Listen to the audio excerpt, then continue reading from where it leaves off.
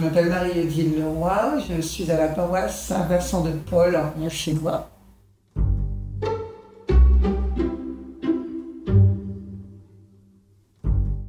Alors mon engagement dans ce service d'église date de mon enfance.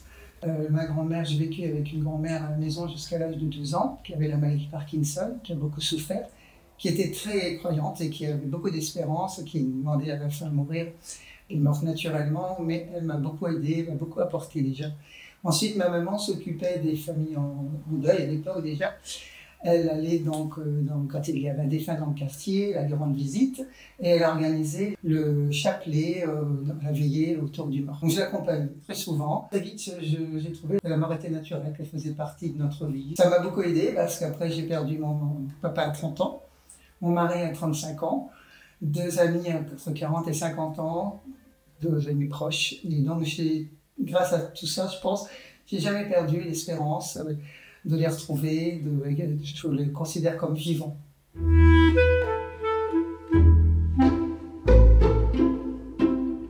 Alors c'est très important de fonctionner en équipe. Dans notre équipe, nous avons la chance d'être quand même 8 personnes, donc c'est déjà bien. Et ça nous permet déjà de répartir les différentes funérailles, de ne pas toujours être sur le pont, comme disent certaines personnes.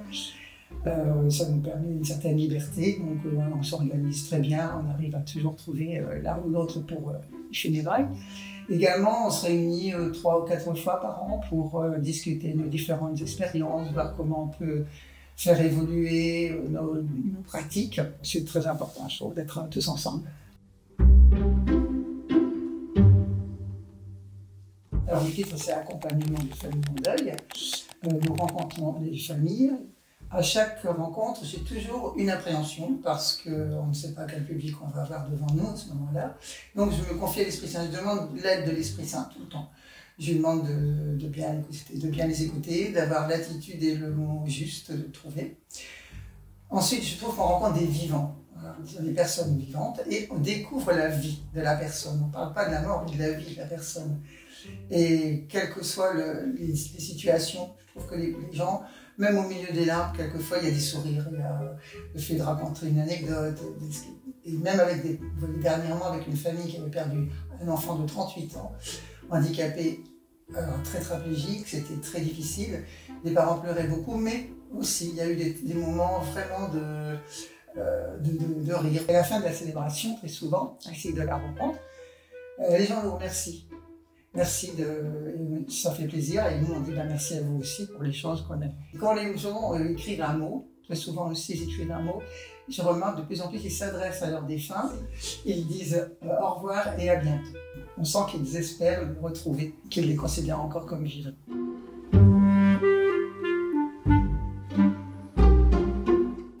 Le mot joie, c'était un petit peu, peut-être pas joie, mais avant de me lancer dans ce service, il m'a quand même fallu 2 ans. Là, je n'ai jamais regretté d'en faire partie et de ça, jamais. Je continuerai tant que je peux.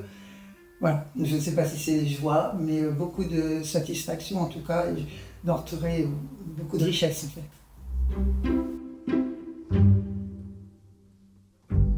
La première qualité, c'est de savoir écouter, avoir le sens de l'écoute, pas trop intervenir, juste à bon escient. Et la patience aussi, quelquefois, avec certaines personnes. Alors, j'ai commencé un peu sur le tas au départ, par rendre service à des personnes qui étaient un peu seules dans l'équipe à l'époque, il y a 12 ans. Et après, j'ai fait la formation à Rennes. Pendant 1 an, il y avait 5 après-midi. Donc répartis sur accueil, sur tout le déroulement de la célébration. J'ai également suivi la formation SOH 2 fois, très intéressant, très riche pour l'amélioration des homélies. Alors dans notre paroisse, on a la chance d'avoir 3 prêtres qui sont âgés, qui ne sont donc plus en fonction, en service, et qui se donnent beaucoup pour les funérailles, les 3/4 du temps, il y a donc le prêtre et un laïc. Nous allons en binôme dans la famille, il nous accompagne, et ça c'est très bien. Mais le prêtre nous laisse notre place, même pendant l'entretien avec les familles. Et ensuite, pendant la célébration, c'est lui qui officie, donc c'est évidemment moins angoissant quand il n'y a pas de prêtre que je suis avec un laïc. Là j'officie, j'avoue que j'ai plus d'appréhension. Enfin, ça se passe bien quand même, très souvent.